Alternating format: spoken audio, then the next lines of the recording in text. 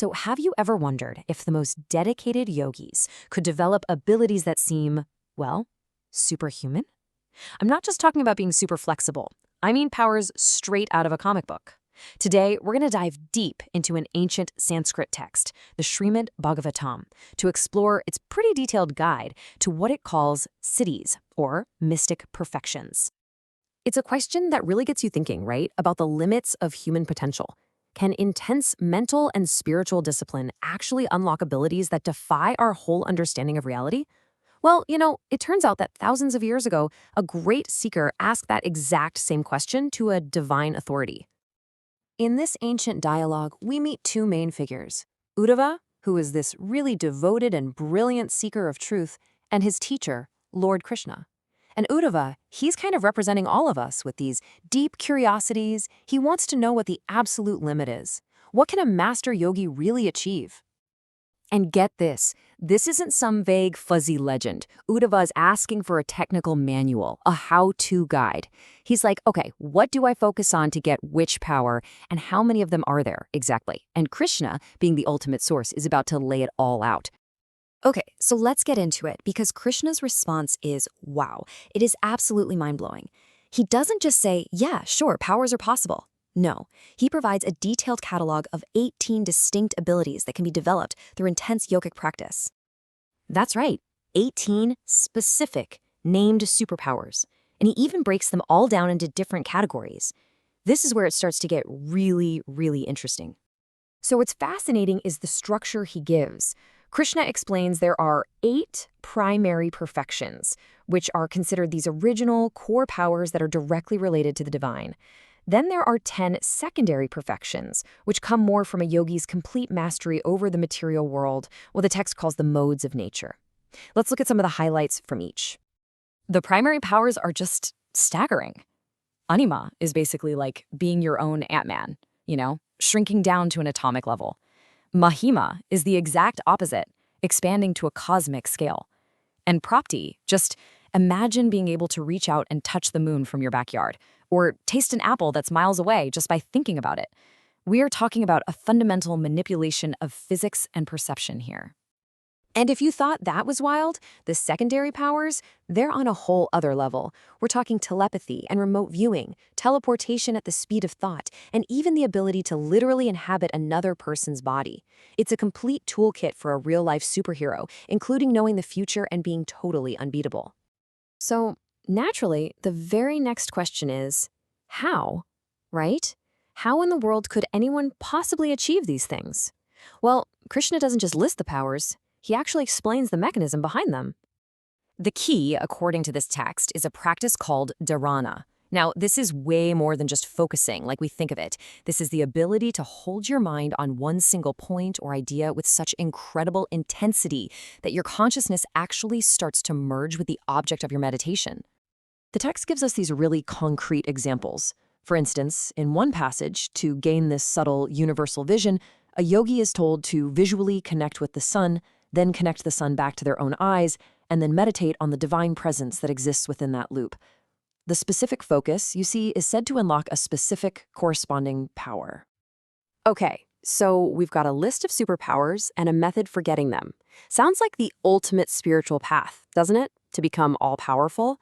But this is where the entire conversation takes a shocking and really profound turn. Krishna has just laid out this incredible roadmap to becoming a master of the universe. So, is that it? Is that the final destination for a dedicated yogi? Is that the whole point? And there it is. In one of the most stunning reversals in spiritual literature, Krishna warns Uddhava that for someone who is truly seeking the highest goal of yoga, all of these incredible powers are actually just a distraction. He calls them obstacles that waste valuable time. Just think about that for a second. The allure of these powers, of being able to control matter, time, and space, is so incredibly strong that it can easily become the new goal. It's like a cosmic ego trap, pulling the seeker away from the real purpose of their entire journey. So if becoming a superhero isn't the point of yoga, then what is? If these amazing powers are just a dead end, then Krishna has to reveal what the true path is actually all about. And this is the real heart of the teaching. Krishna explains that while yoga is the method to get all these perfections, the ultimate state of yoga, that pure union with the divine, that cannot be achieved by any other path. The goal isn't to collect the powers, it's to connect with the very source from which all powers flow. And this all leads to his final, powerful lesson, which Krishna just states plainly: I am the cause and Lord of all perfections. The message couldn't be clearer. Why become so fascinated with the gifts when you can achieve a direct relationship with the giver of all the gifts? The powers are finite reflections. The source is infinite. And that really leaves us with the ultimate question to think about, doesn't it? In any path of self-improvement, whether it's spiritual, physical, or intellectual, it's so easy to get attached to the powers we gain along the way. But if even the most extraordinary, mind-bending abilities are considered a detour, it forces us all to ask ourselves, what is the true final destination of our own journey?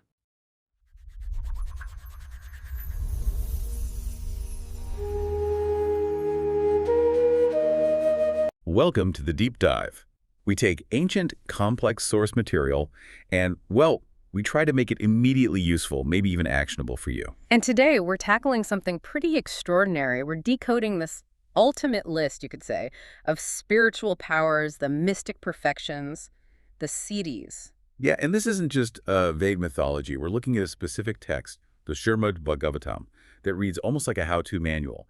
It details how a yogi could gain, well, mastery over space, time, matter, just by focusing their mind. It's really specific, and this comes straight from the 11th canto. It's a dialogue, actually, between the Supreme Lord, Shri Bhagavan, and his close friend and devotee, Uddhava. Right, so our mission for you listening is to get a really clear, structured picture of these 18 perfections. And not just what they are, but the specific yogic concentrations, the dharanjas you'd need to attain them.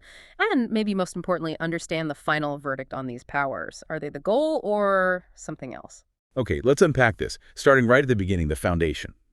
Srimad Bhagavan lays it out in the first sloka. The message seems pretty clear. These powers, these siddhis, they don't just happen randomly. No, not at all. They naturally come. Upatihanti siddhai is the phrase. They approach the yogi. Yeah. But only if they've met 3 conditions first. Prerequisites, basically. Exactly. Yeah. Before any talk of powers, it demands self-mastery. You need to have conquered the senses, jitandriyasya. Okay, control the senses. Control the breath, jitashasasya. Breath control, right. And maintained unbroken concentration of the mind, the sata, upon the Lord, upon me, as he says. So the rule is internal control first. The powers aren't some gift. They're a byproduct of that intense internal discipline. It's like an internal technology, as you said. You follow the steps, master yourself, and these abilities manifest. Which leads us right into Uddhava's question in the next sloka, doesn't it? It basically sets up our whole discussion today. Yeah, Uddhava, he's the perfect student here. He doesn't just want the philosophy, he wants the practical details. He asks, O Asuta, that's another name for the Lord, by which dharan is which siddhi attained, and how many are there anyway? He wants the mechanics, the link between the technique, the dharan, and the result, the siddhi. Exactly. And the Lord answers that in Sloka 3. He gives the total number. Masters of Dharan and Yoga, he says, describe 18 Adaisha perfections in total. 18. Okay. But he doesn't just list them, right? He groups them. Right. There's a hierarchy. 2 main categories. First, there are 8 primary siddhis. These are fundamentally linked to the Lord's own nature, Matpratana. Think of them as the core foundational powers. Related to the Lord himself. Matpratana. Yes. Then there are 10 secondary siddhis. These arise more from controlling the influence of the modes of material nature, Gothahataba. These are more operational, you could say, practical applications. Got it. 8 primary, 10 secondary.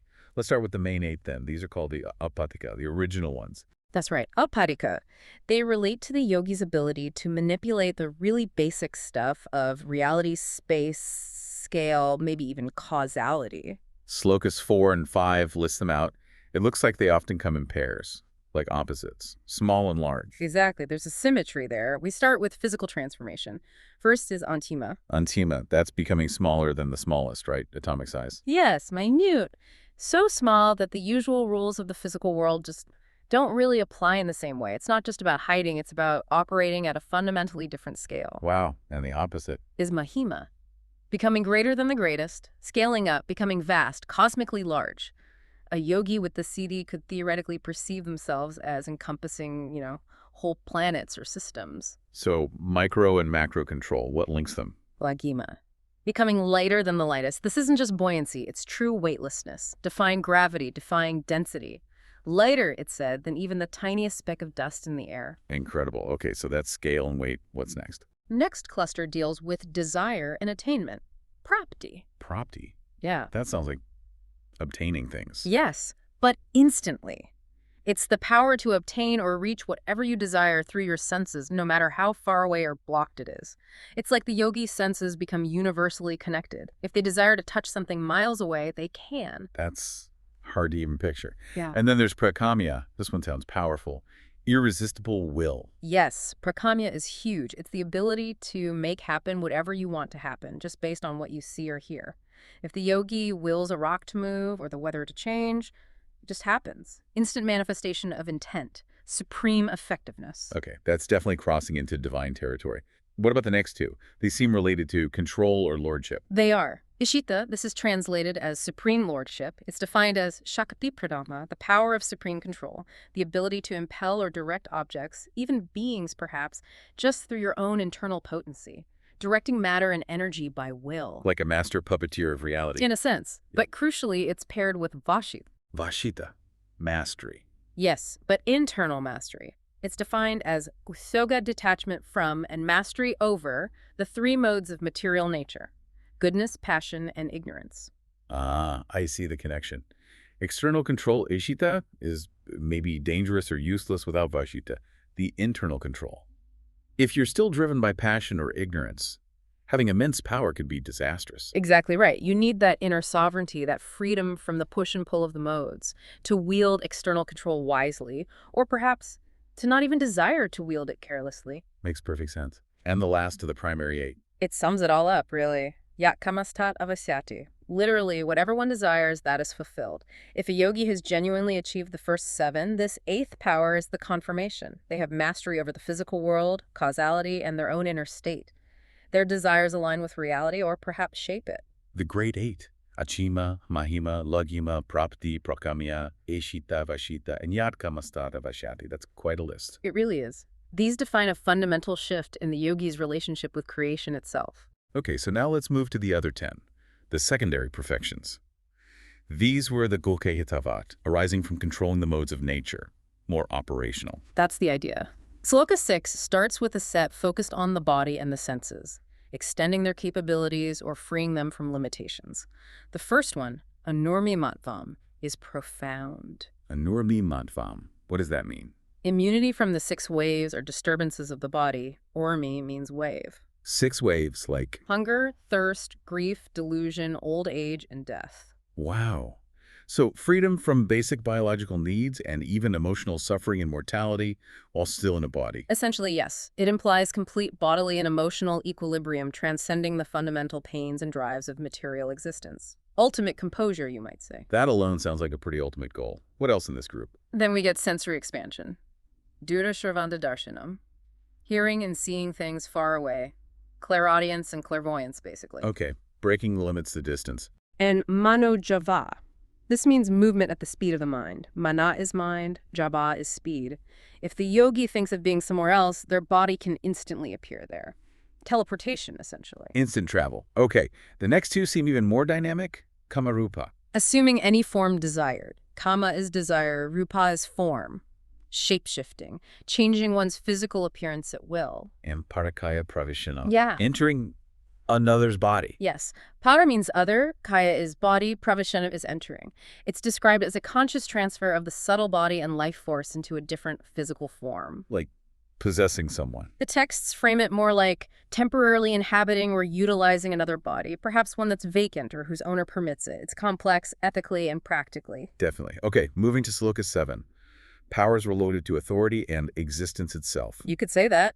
Swachandamatsu, dying at will. Choosing the time and manner of your own death. Exactly. Sva means own. Chanda means wish or will. Matyo is death. Conscious control over leaving the body, which implies control over one's next destination, spiritually speaking. That's ultimate control over one's journey. Then there's a really unique one. Sahakrita Darshanam. witnessing the pastimes of the demigods. Yeah, saha means along with, krachna means pastimes or activities, anudachanam is observing. It suggests the ability to perceive events not just across distance in our world, but maybe in other dimensions or realms where demigods, devas, reside. Seeing into higher planes of existence. Then two that sound like pure authority. Yathasalkalpasasiti. Perfect fulfillment of one's determination. Yatha means as, sakalpa is determination or resolve, sasita is complete success. Basically, whatever the yogi resolutely decides, happens. Absolute willpower translating into reality. Similar to prakmya, but maybe more about achieving a specific goal or plan. Perhaps. And it's backed up by ajaya pratihata gaikya, unobstructed command. Jaya is command. Pratihata means unobstructed or uncheckable. Gaitya implies movement or effect. The yogi's orders are simply followed. Their authority is absolute. Right. No one can defy their command.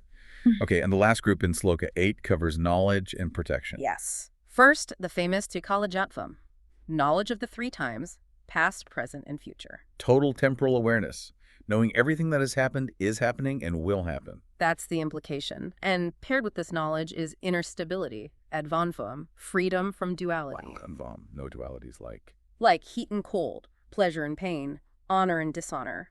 The yogi isn't affected by these opposites. They remain balanced, equanimous, regardless of external circumstances. So, knowledge of time and immunity to its effects or the world's ups and downs. What else? Parachita diabhijanata. Awareness of others' minds, sita daidade means, and more. So, telepathy, mind reading, but possibly deeper insight into the consciousness of others, too. Understanding others on a fundamental level. And then protection. Pratyumpa. Yes, phenomenal immunity. Specifically mentioned are stopping the effects of fire, Agni, the sun's heat, Arka, water, Ambu, and poison, Via.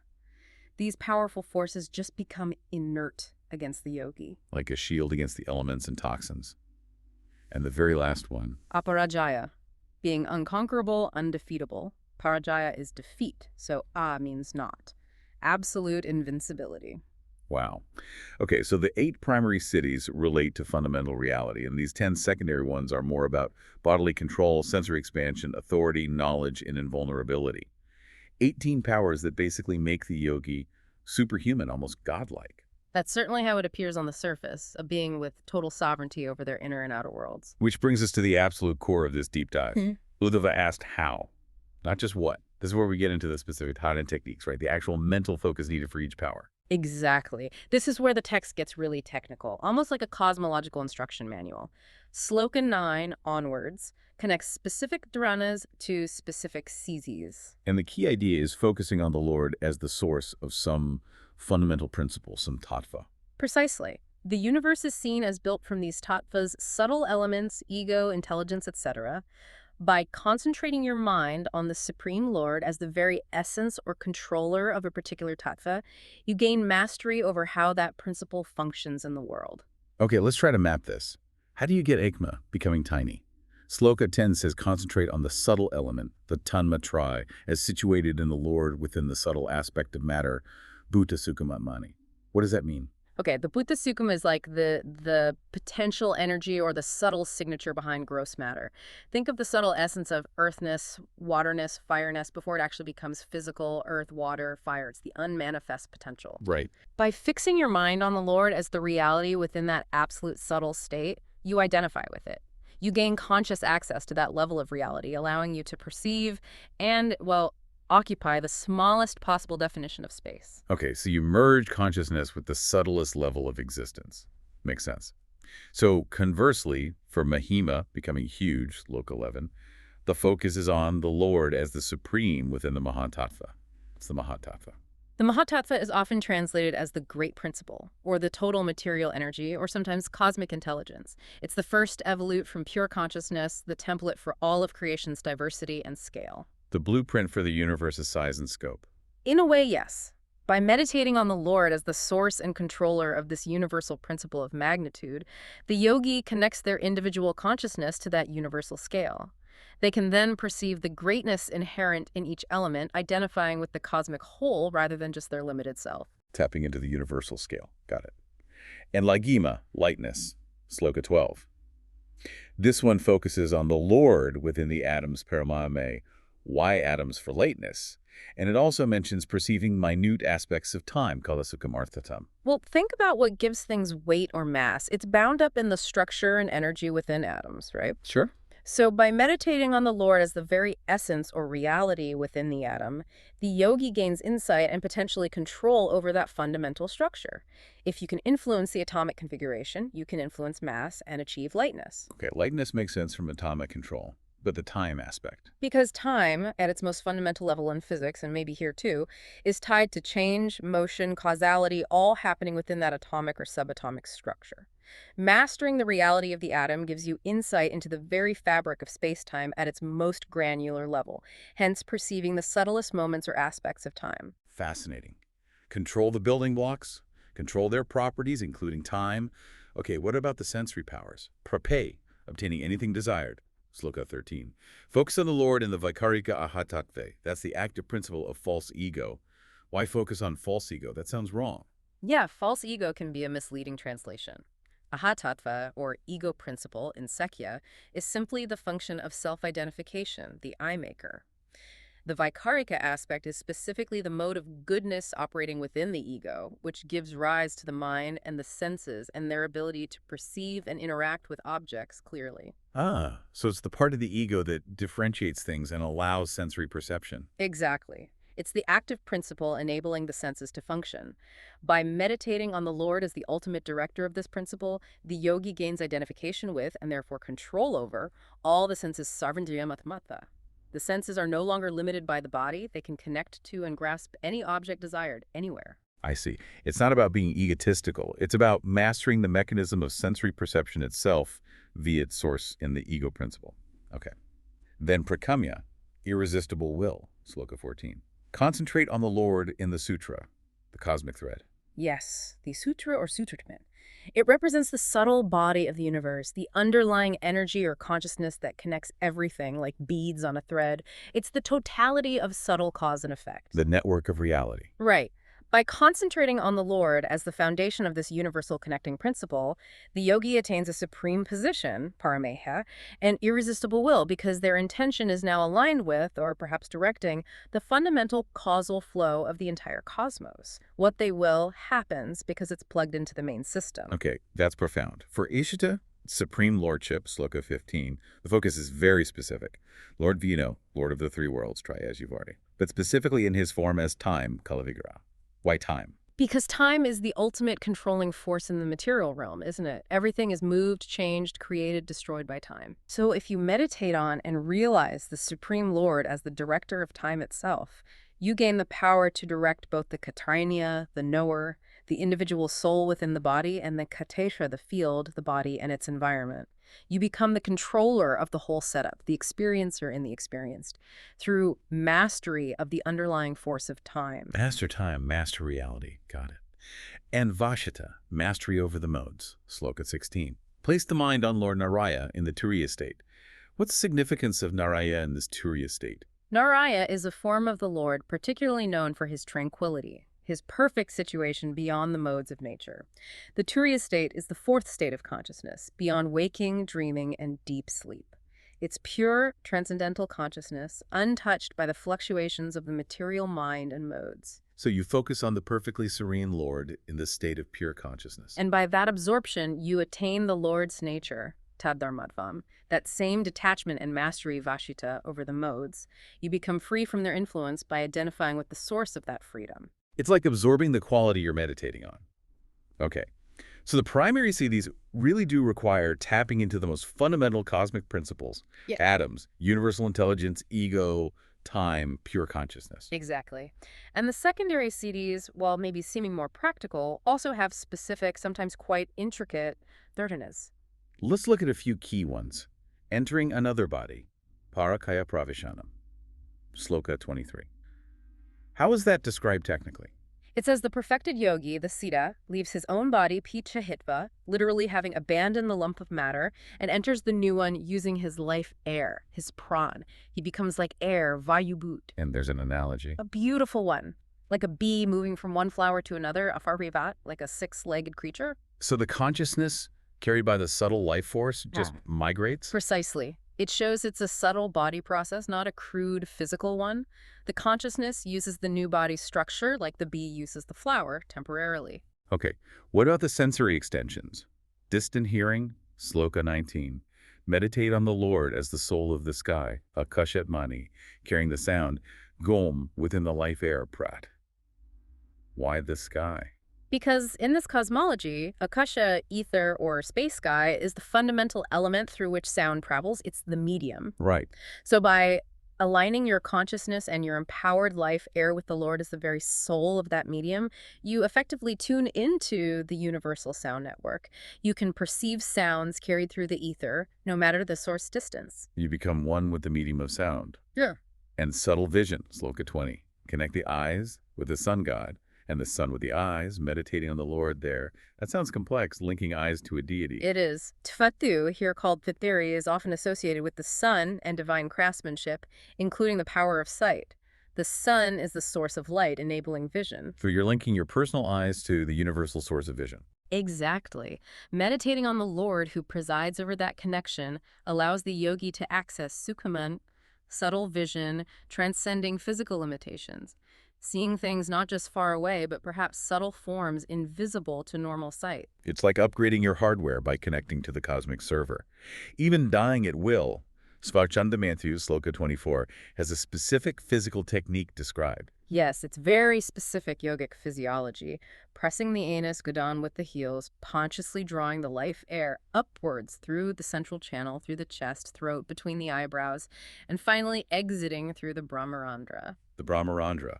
That's the aperture at the crown of the head. Correct. Considered the gateway to higher realms or the supreme.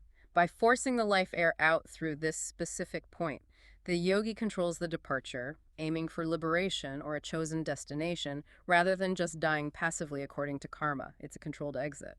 A very technical approach to mastering life and death. What about achieving purity or immunity? Freedom from the six waves, Nirmimatfam, Sloka 18. For that, the focus is on the pure Lord of Shvetadvipa, Shvetadvipata. Tifadadvipa, the White Island. Yes, described as a transcendental abode of the Lord in his absolutely pure form, completely free from any material contamination or duality. By meditating intensely on this perfection of purity, the yogi internalizes that quality and becomes Antramir Ahita, untouched by the six waves of material suffering like hunger, thirst, grief, etc. Again, absorbing the quality of the meditation object. And invincibility, Aparajaya, Sloka 30. The focus shifts again, not an element, but the Lord's, ornaments and symbols, Stravatsa mark, weapons, flag, umbrella. Exactly. These aren't just decorations, they are symbols of the Lord's absolute sovereignty, power, and protection. By meditating deeply on these symbols of divine invincibility, the yogi identifies with that unconquerable nature. It's like donning spiritual armor through focused meditation. Identification with divine power equals personal invincibility. And knowledge of past, present, and future, Trikala Yatvam, Sloka 28. Is there one specific focus? Not quite a single object. It seems to depend more on the overall state of the yogi. It requires devotion, skill in meditation, Tharvada, and crucially, being situated in Shuddha-sattvasya, pure goodness. So the purity of mind is the key. It seems so. Only a consciousness completely clear, free from the distortions of passion, rajas, and ignorance, tamas, can perceive the flow of time without obstruction. Purity enables temporal clarity. It makes sense. A clouded lens can't see clearly. It's amazing the Lord concludes this whole section on techniques, Sloka 31, by saying basically, if you worship him through these specific yogic meditations, all these siddhis just come naturally, ashyata completely. Yes, the power isn't the goal you strain for. It's presented as an almost automatic consequence of achieving that specific state of focused union with the Lord in his various aspects. Which leads us to the really critical part, the twist maybe. Yeah. After detailing all these incredible powers and how to get them, the whole perspective shifts, doesn't it? Dramatically. This is the crucial assessment in Sloka 33.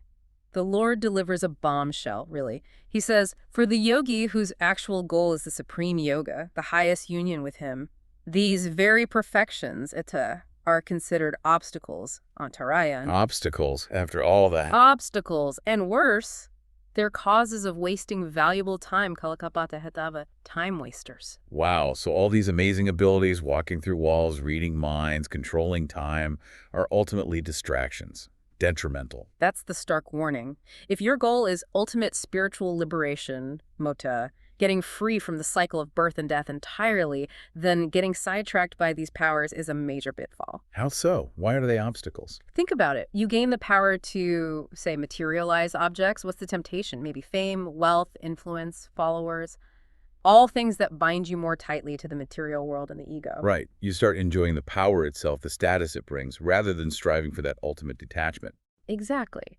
The yogi might become proud, thinking, I achieved this, forgetting the source or the ultimate purpose. They might get caught up in demonstrating powers, becoming a performer rather than a seeker of Nirguna Brahman, the attributeless absolute truth.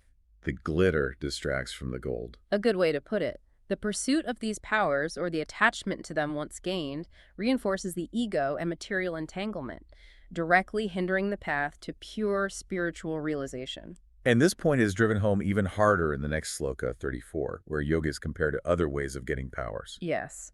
The Lord acknowledges that some lesser perfections might be gained through other means, maybe by birth, janma, in a certain family, or using special herbs, i.e. intense physical austerities, tapa, or chanting specific mantras. Okay, so there are other paths to some powers. Right. But then, he says, all of those powers, whatever can be gained by those other means, can also be achieved through the practice of yoga.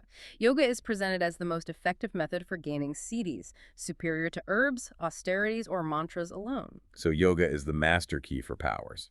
But, and this is the absolute crucial point, the ultimate goal of yoga, Yoga Gadam, the final state of liberation or union with the Supreme, cannot be attained by any of those other means. Ah.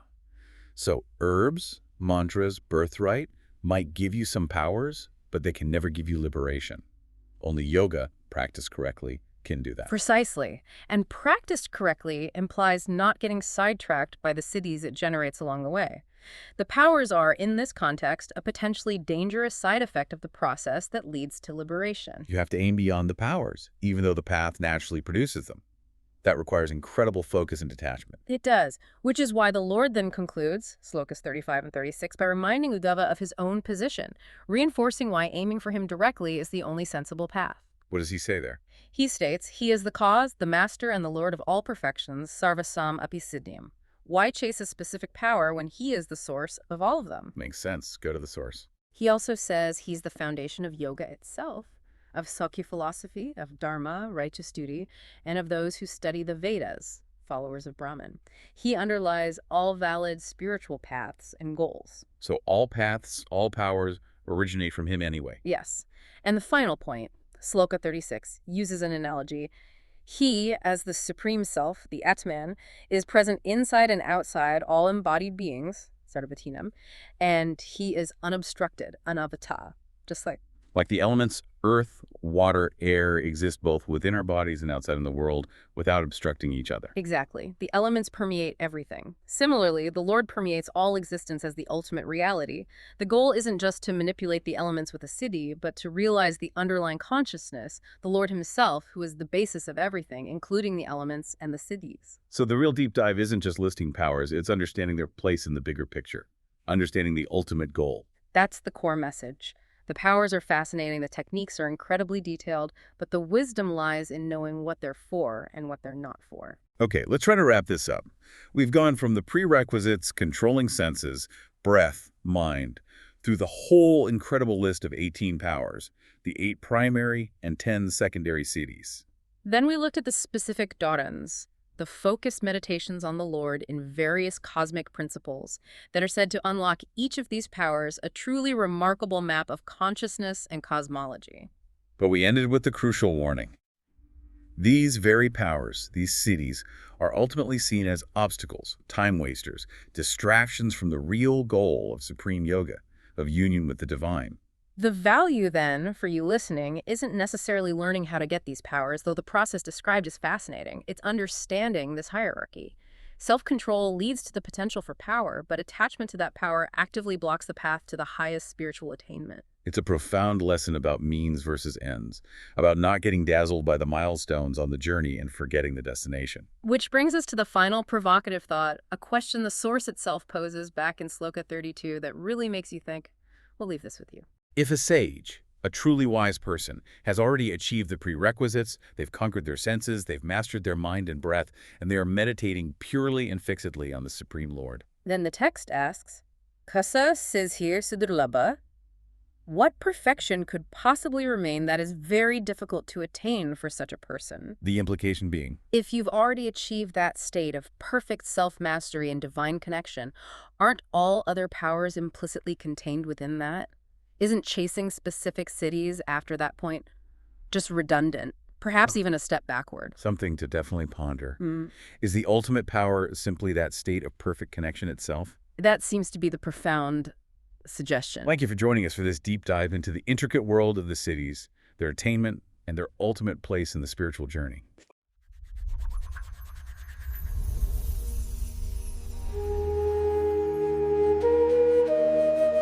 Welcome to The Debate. Our source material today really takes us deep into advanced spiritual practice, specifically looking at the attainment of the 18 mystic perfections, or siddhis, which are said to be achieved through highly focused yogic concentration, dharana. Right, and what's really compelling, I think, is that the text gives this incredibly detailed methodology for gaining these powers, but then almost immediately after presents this profound critique of them. It's quite stark, actually. Exactly. It creates this fundamental tension, doesn't it, for anyone seriously pursuing advanced yoga. Mm-hmm. So the central question we really need to grapple with today is this. Should these detailed mystic perfections, these siddhis, be viewed as, say, essential milestones and valid natural fruits of advanced yoga, proof of the path's effectiveness? Or are they something else? Well, I'm going to argue that these siddhis are intrinsically linked to divine realization. They represent, I believe, a necessary stage of cosmic mastery and control that actually validates the yogic discipline. They're essential signs of a perfected state. Okay, I come at it from a rather different angle. I maintain that the text's explicit warning against these powers, well, it has to take precedence. For me, they look like distractions. The text itself calls them mere time wasters, kalakshepana hedava, and they ultimately compromise the seeker's focus on the real goal, non-dual realization and, crucially, liberation from desire. Okay, let me lay out my position more fully. The strongest argument, I think, for the validity of the siddhis lies in the sheer technical detail the text dedicates to actually attaining them. This isn't just a passing mention. The Lord meticulously outlines 18 specific perfections, and importantly, distinguishes 8 of them as mat pradhana, meaning they are, naturally related to the divine, inherent to the path itself. Mm-hmm. In these 8, they include the major cosmic achievements, things like anima, becoming smaller than the smallest particle, mahima, becoming greater than the greatest, prapti, obtaining whatever is desired, and even securing supreme lordship, ishita. Now, to dedicate such significant scripture, we're talking shlokas 10 through 31, to describing the exact meditative focus needed for these results. Well, that demonstrates their profound importance. They serve as evidence, tangible evidence of the yogi's deepening connection with the cosmic order. So the detail itself is the proof, in your view? In large part, yes. Think about the method given for achieving anima. It requires the yogi to concentrate the mind directly on the bhuta sukshmatmani, the subtle elemental component of matter itself. Similarly, Mahima requires fixing the mind on the Mahatattva, the grand cosmic principle of intelligence. These aren't just, party tricks. They are the tangible, arguably measurable results of having mastered the underlying structure of the universe. And the text culminates this section by stating that the sage who meditates fully on the Lord attains all previously described perfections, ashesata, completely. This confirms for me that these powers are the natural outcome of divine contemplation. They are the hallmark of the path's complete efficacy. Okay, I definitely see why you think that. And I absolutely agree the methodological depth it's quite astonishing. But the narrative focus, it seems to me, shifts entirely just a few slokas later. And we simply cannot overlook the specific condemnation laid out there. right? In the context of attaining the highest spiritual goal, what the text calls uttamam yogam. It explicitly states that these very perfections are considered, quote, mere obstacles, antarayan, that waste valuable time. That's a direct quote. A powerful one, I grant you. It is, and the text goes on to say that the ultimate perfection of yoga, the yoga gatim, it's achieved only through profound internal practice. It cannot be attained by external means, like, say, consuming special herbs or performing mantras, or even through birthright. And while it acknowledges that yoga can attain the same results that these other means achieve, well, the clear implication is that these phenomenal results are secondary, perhaps even antithetical to the supreme goal. The highest perfection, the text states later, is achieved by fixing a pure mind upon the Nirguna Brahman, the absolute truth, without any material qualities. This state requires the complete destruction of material desire, of kama. So if the yogi is spending time manifesting powers, aren't they inevitably reinforcing the very material desires and the sense of a separate ego they're supposed to be transcending? Right, let's zero in on that core tension you've identified. The elaborate instruction versus the stark warning. You're leaning heavily on the warning, but my question remains. If these perfections were truly just time wasters, why dedicate 22 shlokas to the precise technical dharnas? I mean, this isn't a footnote, it's a detailed cosmological map. To achieve lagima, lightness, requires fixing the mind on the paramanume, the atomic particle within the elements, and doing so, the text says, grants the yogi perception of the most minute aspect of time itself, kala suksmartatam. This sounds like profound philosophical and cosmological mastery to me. This deep knowledge of the subtle cosmic mechanism, it's a reward in itself, surely. It's evidence that the practitioner has moved beyond just theoretical understanding into a practical, realized reality. You could argue you have to understand the blueprint to eventually transcend the blueprint. And what better way to validate the strength of the path than tangible results like possessing knowledge of past, present, and future, trikala janethvam, or achieving freedom from dualities, advanvam. These cities, from my perspective, are proof of realized understanding. I agree. The technical detail is compelling. It really is. But I think we need to view that detail differently. Perhaps as a necessary caveat, or maybe as a comprehensive map showing all the possibilities that arise on the yogic path, including the side roads, the scenic routes that ultimately lead away from the final destination. The text is emphasizing the sheer power of yoga, no doubt. It can achieve everything that any lower practice herbs, mantras, austerities can achieve, and much more. But power isn't the same as purity, is it? Explain that distinction further in this context. Well, the ultimate goal stated is liberation from the cycle of birth and death. That implies total detachment from phenomenal reality, from the interplay of the gunas. So if the yogi is mastering the atomic structure of time, as in your example, they are still fundamentally engaging with time. They're still operating as an active agent within the cosmic field, within the realm of cause and effect.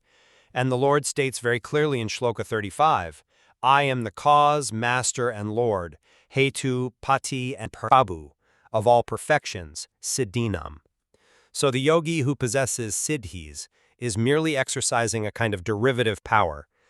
They're settling for a limited, maybe even temporary role as a controller within the universe, rather than achieving union with the unqualified reality that is the source of even that control. Maybe the instruction is so detailed precisely so the yogi recognizes the trap when it appears, understands its mechanics, and consciously chooses not to pursue it. Framing it as a recognition test is interesting, but you seem to be treating all cities as somehow homogeneous, as equally problematic, yet the text itself establishes a critical hierarchy. We can't just ignore that 8 are explicitly segregated as mat pradana, related to the divine. Shloka 5 says. Surely a perfection identified as having a divine origin or mandate like supreme lordship, ishita, or mastery over the modes, vashita, surely that cannot be dismissed as a mere obstacle. These seem fundamentally different from the 10 perfections that arise merely from the influence of the modes of nature, the guna hetava. But are they fundamentally different in terms of their potential to distract? I think so. Consider the meditation described for achieving Ishwata, lordship. The yogi fixes the mind on Vishnu, the lord of the three worlds, Triadishware, in the specific form of time, Kala Vigrahe. The result, attainment of the power to direct the knower and the field, Kshetra Janya Kshetra Chodanam. This isn't about some fleeting pleasure or minor control. This sounds like cosmic governance, a divine mandate almost. It confirms the yogi has achieved a state where, as Shloka 27 puts it, his command is as unimpeded as mine. That strongly suggests these Mat Pradhana powers are integral to the Lord's nature, and therefore arguably integral to the ultimate perfection of the realized being.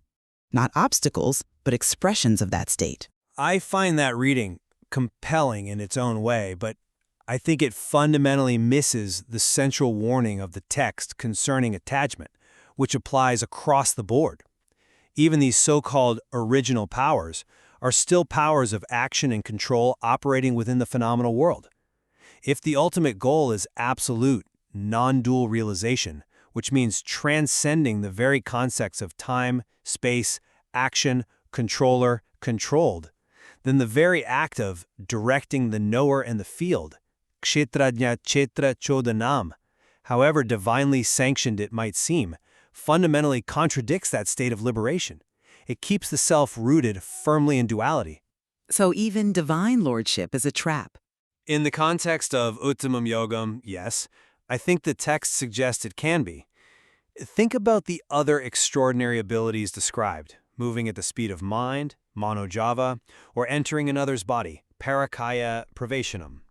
These clearly require mastery of form, of action, of manipulating material bodies and subtle energies. But the highest state is described very differently. It speaks of the yogi in pure goodness attaining intelligence expanded beyond birth and death, janmam ritupa brahmata. That state seems to be achieved through devotion, bhakti, and total purification, not necessarily through the manipulation of atomic particles or cosmic governance. The truly liberated sage, Sloka 36 suggests, seeks to be like the elements present within and without all embodied beings, completely unobstructed, anavrita.